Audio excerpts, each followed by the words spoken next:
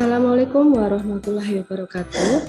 Perkenalkan, nama saya adalah Puput Eka Suryani. Saya adalah salah satu dosen di program studi Teknik Elektro Sekolah Tinggi Teknologi Tronggola Cepu.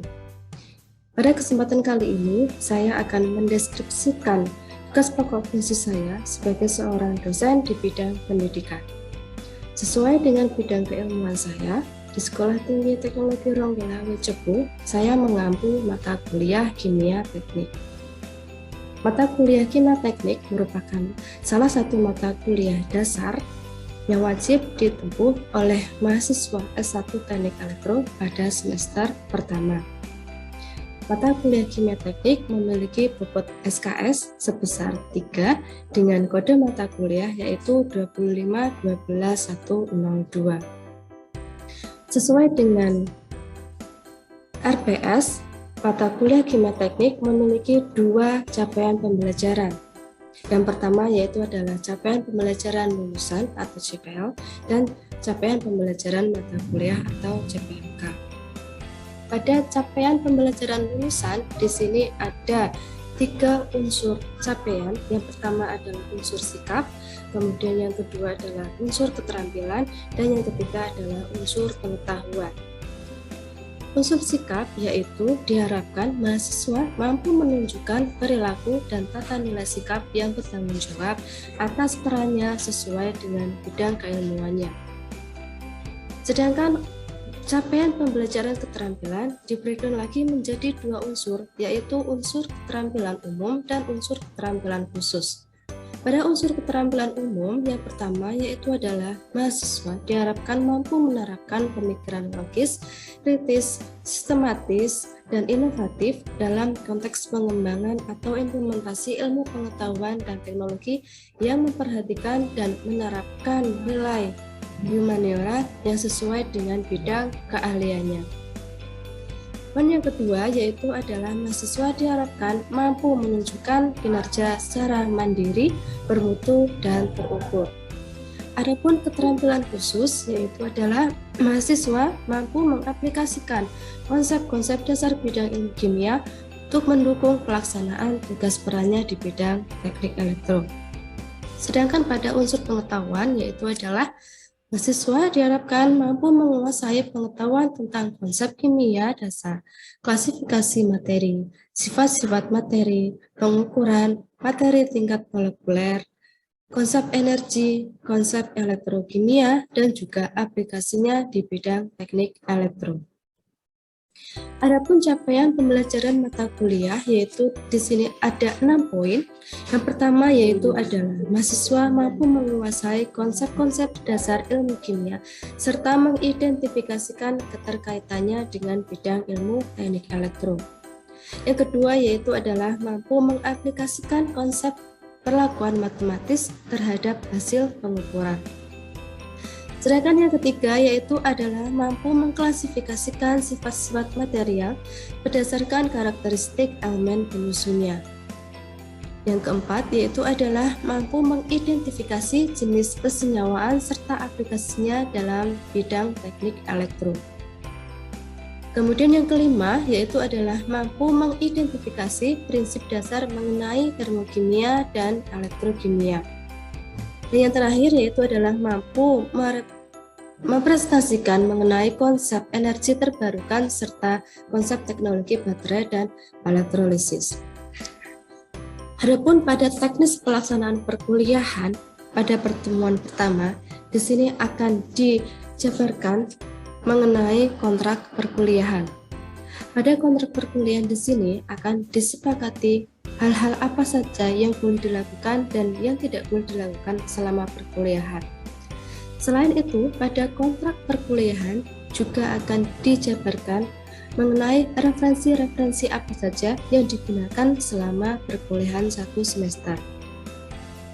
Selanjutnya akan dibentuk ketua kelas sebagai koordinator kelas. Kemudian selain itu juga akan dijabarkan mengenai metode perkuliahan. di mana metode perkuliahan yang digunakan yaitu adalah metode perkuliahan sesuai dengan kebutuhan pada saat perkuliahan berlangsung, apakah secara tatap muka atau luring ataupun secara daring. Adapun metode yang digunakan yaitu adalah metode ceramah, kemudian diikuti dengan diskusi, dan beberapa pertemuan diikuti dengan metode resitasi atau mereview materi yang sudah diberikan oleh dosen. Selain itu, sistem absensi pada saat perkuliahan menggunakan dua sistem absensi, yaitu sistem absensi secara online dan sistem absensi secara offline. Sistem absensi secara online yaitu mahasiswa melakukan tanda tangan atau mengisi tanda tangan pada masing-masing akun mahasiswa. Kemudian sistem absensi offline yaitu adalah sistem absensi di mana mahasiswa menandatangani langsung lembar kehadiran. Adapun penilaian di sini terdapat beberapa unsur penilaian. Yang pertama adalah unsur penilaian sikap. Unsur penilaian sikap sendiri di breakdown menjadi dua unsur, yaitu yang terdiri dari unsur absensi dan unsur keaktifan mahasiswa di dalam proses pembelajaran. Adapun penilaian sikap merupakan unsur penilaian dengan bobot persentase, yaitu 20% dari total penilaian. Unsur penilaian yang kedua yaitu adalah unsur penilaian tugas. Pada unsur penilaian tugas di sini juga di breakdown menjadi dua, yaitu adalah tugas secara mandiri dan tugas secara terstruktur. Di mana masing-masing tugas secara mandiri dan terstruktur sendiri memiliki masing-masing bobot, yaitu sebanyak 15%. Sehingga total penilaian pada unsur tugas yaitu 30%. Selanjutnya yaitu adalah unsur penilaian kompetensi, di mana di sini terdapat dua unsur penilaian kompetensi. Yang pertama adalah unsur kompetensi tengah semester, dan yang kedua adalah penilaian kompetensi akhir semester. Penilaian kompetensi tengah semester pada umumnya sebagian besar menggunakan metode kuis, yaitu menggunakan aplikasi Google Classroom, sehingga mahasiswa setelah ujian langsung dapat melihat nilainya atau penilaian dilakukan secara real time. Selanjutnya, pengujian kompetensi akhir semester yaitu sebagian besar menggunakan metode studi kasus yang dijabarkan dalam beberapa soal. Adapun penilaian yaitu menggunakan rentang penilaian dari A sampai E. Dan nilai akhir atau nilai final kemudian diupload di sistem informasi akademik kampus, sehingga mahasiswa mudah dalam mengakses penilaian masing-masing. Adapun untuk perangkat pembelajaran yaitu sesuai dengan kebutuhan perkuliahan.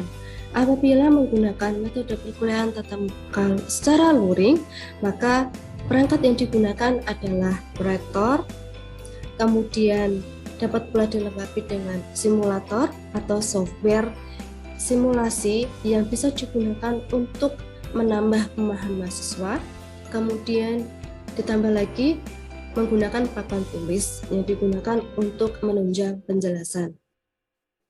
Adapun pada sistem perkuliahan daring, maka kami menggunakan aplikasi meeting secara online, yaitu dapat berupa Zoom Meeting ataupun Google Meet. Pada akhir perkuliahan, mahasiswa akan diwajibkan untuk mengisi lembar acara perkuliahan, di mana pada lembar acara perkuliahan akan diisi oleh mahasiswa mengenai materi apa saja yang diberikan oleh dosen pada saat perkuliahan hari itu. Selain itu, juga akan direkap oleh mahasiswa tentang jadwal pelaksanaan kuliah. Kemudian selain itu adalah pemberian tugas apa saja yang diberikan oleh dosen pada saat perkuliahan berlangsung, sehingga bisa menjadikan monitoring apakah tugas yang diberikan sudah sesuai dengan indikator yang diharapkan pada RPS. Setelah pengisian lembar acara perkuliahan, kemudian lembar acara perkuliahan diserahkan kepada jurusan atau kepada program studi untuk disimpan. Pada berita acara perkuliahan dapat ditujukan untuk melakukan monitoring secara berkala terhadap proses perkuliahan tersebut. Kemudian di sini saya akan memberikan salah satu contoh pertemuan pertama sesuai dengan RPS. Di sini pada minggu pertama, kemampuan akhir yang diharapkan atau sub CPMK yaitu adalah memahami kontrak kuliah yang disepakati, kemudian mampu merangkum penjelasan mengenai peran kimia di dalam perkembangan bidang ilmu teknik elektro secara sistematis. Adapun bahan kajian atau materi pembelajaran yaitu adalah berupa kontrak kuliah dan juga PowerPoint, di mana PowerPoint tersebut memiliki topik yaitu chemistry in complex atau kompleks kimia. Apabila dilakukan secara luring, maka terdapat metode pembelajaran yaitu secara ceramah, diskusi, dan juga resitasi. Adapun waktunya yaitu selama 3 kali 50 menit.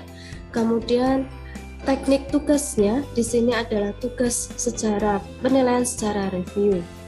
Indikatornya yaitu adalah mampu menjelaskan alur perkembangan ilmu kimia dan keterkaitannya dengan bidang ilmu teknik. Sedangkan untuk bobot penilaian sendiri yaitu adalah sebesar 5%.